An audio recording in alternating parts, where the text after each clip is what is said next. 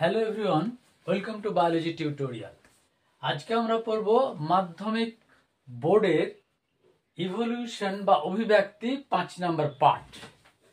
অভিব্যক্তির 5 নম্বর পার্টে আমাদের বিশেষ বক্তব্য হচ্ছে যে মিউটেশন নিয়ে বিজ্ঞানী হুগো ডি ভ্রিস 1909 সালে প্রথম বক্তব্য রাখেন।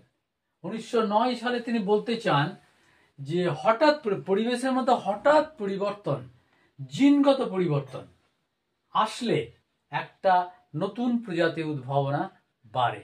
পরিবেশের মধ্যে নতুন প্রজাতির জন্ম কেন হয়? ডারউইনকে জিজ্ঞেস করা হয়েছিল, চার্লস ডারউইনকে। তিনি বলেছিলেন সবটাই প্রকৃতির খেলা, কিন্তু বাস্তবে তা নয়। এটা হচ্ছে মিউটেশন।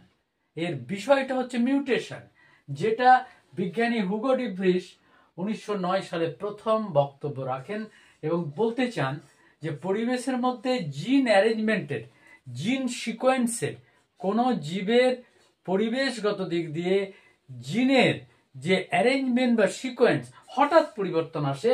এই হঠাৎ পরিবর্তনের ফলে তৈরি হয় মিউটেশন, একটা বিশেষ বৈশিষ্ট্য।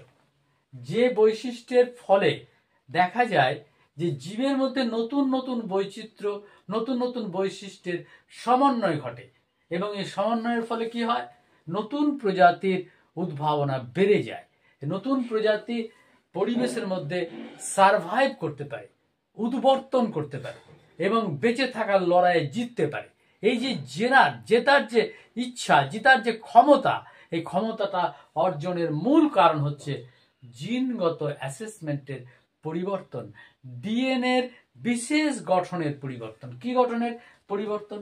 ডিএনএর মধ্যে বিশেষ গঠনের পরিবর্তন। মাধ্যমিক যারা দেবে 2025-এ তাদের একটা বিশেষ বৈশিষ্ট্যের গুরুত্বের উপর লিখতে হবে মিউটেশন তত্ত্ব।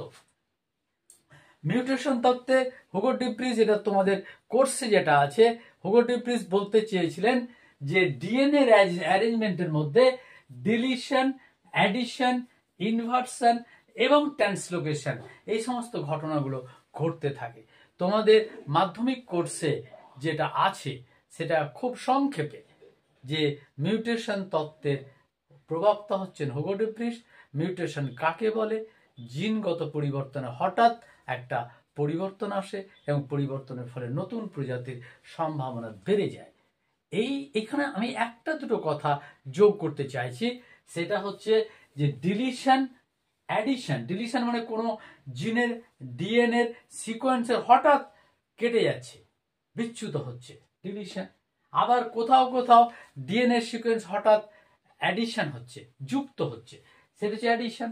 আবার কোনো কোনো জায়গায় ডিএনএ সিকোয়েন্সের যেটা নিউক্লিওটাইড এবং নিউক্লিওসাইড যে বেস রয়েছে, অ্যাডিনিন, গুয়ানিন, সাইটোসিন, থাইমিন, এই যে নাইট্রোজেন বেসগুলো রয়েছে, সেগুলো ঘুরে গিয়ে একটা জায়গায় একটা বেস আর একটা বেসের সঙ্গে যুক্ত হচ্ছে।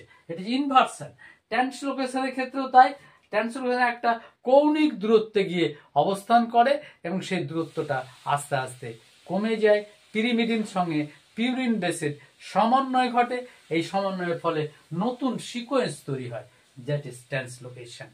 এই ঘটনাগুলো ঘটতে থাকে প্রকৃতির মধ্যে, নিরন্তর এই ঘটনা ঘটছে, প্রত্যেকটি জীবের মধ্যে ঘটছে, যার ফলে এবং ঘটছে কিরকম ভাবে, যে ডিএনএর সিকোয়েন্সটা খুব স্লো পরিবর্তন হচ্ছে, খুবই ধীরে ঘটছে, মন্থর এবং গতিশীল প্রক্রিয়ায়।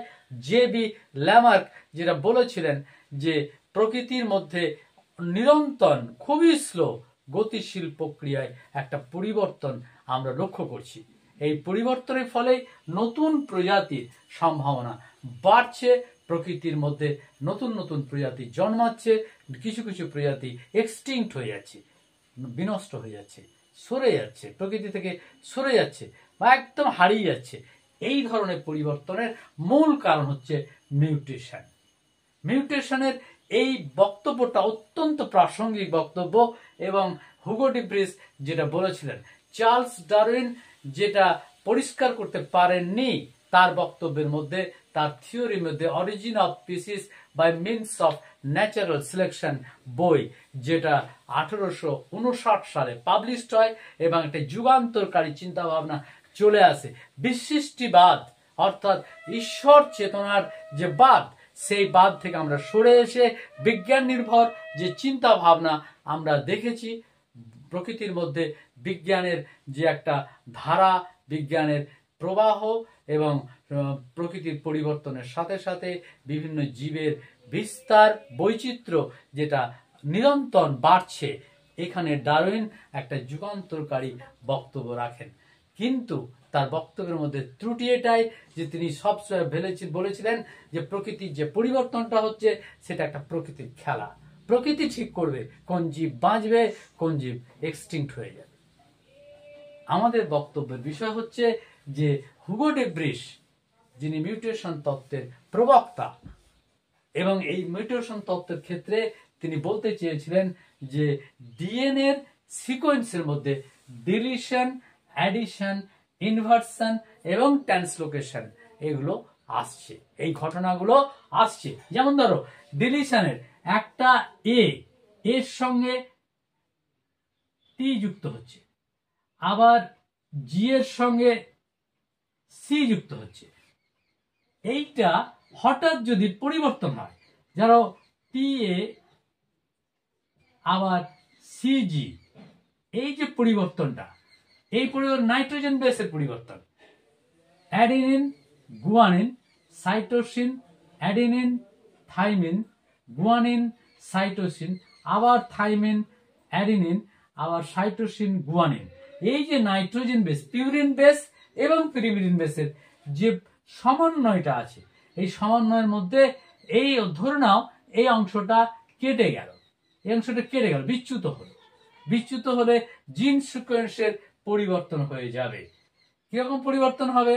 যেমন এই জিন এ টি আবার জিসি বা টি এ এবং সিজি, এই যে পরিবর্তন, এটা পুরোটা বাদ, তাহলে এ টি এবং সিজি এই পরিবর্তন সিকোয়েন্স আসবে। তার মানে তার কোডন হবে এ সি আবার টি, এই যে কোডন, এই কোডনের মধ্যে যে অ্যামাইনো অ্যাসিড তৈরি হবে, যে অ্যামাইনো অ্যাসিড তৈরি হবে, এই অ্যামাইনো অ্যাসিডটা কি হবে? একটা নতুন অ্যামাইনো অ্যাসিড তৈরি হবে, নতুন amino, leucine, valine, tryptophan, tyrosine, এই সমস্ত অ্যামাইনো অ্যাসিড এই কোডন থেকে তৈরি হয়। এই কোডনটা থাকে কোথায়? ডিএনএ এর নাইট্রোজেন বেসের সিকোয়েন্সে। এটা যদি হঠাৎ কোনো কারণে পরিবর্তন হয়, ধরো এখানে এ সি টি আছে, এখানে যদি সিটা চেঞ্জ হয়ে যায়, তাহলে কি হবে? ধরে নাও এ টি হলো, এটা একটা codon, different codon, different nitrogen amino acid তৈরি হবে, different codon, different amino acid তৈরি হবে। তাহলে এক একটা অ্যামাইনো অ্যাসিড এক একটা কোডন রেসপন্সিবল। এই কোডনগুলো পরিবর্তন হলে পরিবেশের মধ্যে একটা অ্যামাইনো অ্যাসিডের পরিবর্তন হবে, তাহলে জীবের মধ্যে পরিবর্তন, জীবের মধ্যে বৈশিষ্ট্যের পরিবর্তন। অ্যামাইনো অ্যাসিড এমন একটা মেটেরিয়াল যেখানে অ্যামিন গ্রুপ থাকে, অ্যামিন গ্রুপ NH2, এই অ্যামিন গ্রুপটা হচ্ছে অ্যামাইনো অ্যাসিডের মূল বিষয়। এই অ্যামাইনো অ্যাসিডের পরিবর্তনে অ্যামিন গ্রুপ পরিবর্তন হবে, তাহলে অ্যামাইনো অ্যাসিডের লিউসিন, ভ্যালিন, ট্রিপ্টোফ্যান, টাইরোসিন, এর যে সিকোয়েন্স, বিন্যাস, তার একটা পরিবর্তন হবে। পরিবর্তন হলে বৈশিষ্ট্যের ক্যারেক্টার, তার ভ্যারিয়েশন পরিবর্তন হবে। তার ফলে কি হবে? প্রকরণ তৈরি হবে। এই প্রকরণটা তৈরির মূল কারণ হচ্ছে মিউটেশন। এটাই হচ্ছে হুগো ডি ব্রিশের বক্তব্য। তোমাদের শেষ অধ্যায়ে আমি বলবো যে অভিব্যক্তির সরলতম জীব ধীরে ধীরে পরিবর্তিত হয়ে আস্তে আস্তে জটিলতম জীবে রূপান্তরিত হয়েছে। এ কথা জে.বি. ল্যামার্ক, চার্লস ডারউইন এবং হুগো ডি ব্রিশ বক্তব্য রেখেছেন। প্রত্যেকের ক্ষেত্রে একটাই কথা, যে সরলতম জীব পরিবর্তন হয়ে ধীরে ধীরে নতুন নতুন বৈশিষ্ট্য গ্রহণ করেছে এবং প্রকৃতির সঙ্গে, প্রকৃতির পরিবর্তনের সাথে নিজেকে সাযুজ্যতা রেখেছে। এই যে সাযুজ্য ক্যারেক্টার, এই ক্যারেক্টারগুলো প্রকৃতিতে নতুন জীবের সম্ভাবনা বাড়িয়েছে এবং তার নতুন নতুন বৈচিত্র্যের সমন্বয় ঘটেছে। এই সমন্বয়ের বক্তব্যে আমরা বলতে চাই যে নাইট্রোজেন বেসের পরিবর্তনের সাথে সাথে তৈরি হচ্ছে নতুন নতুন কোডন, নতুন নতুন কোডন নিরন্তর প্রক্রিয়ায় চলছে। আর এই কোডন তৈরি হচ্ছে নতুন ভাবে, অ্যামাইনো অ্যাসিড তৈরি হচ্ছে, অ্যামাইনো অ্যাসিডের মধ্যে অ্যামিন আছে, অ্যামিনের পরিবর্তন তার বৈশিষ্ট্যের পরিবর্তন, বৈশিষ্ট্যের পরিবর্তনেই হুগো ডি ভ্রিস বলেছেন কতগুলি ছোট ছোট ঘটনা ঘটছে। কি ঘটনা?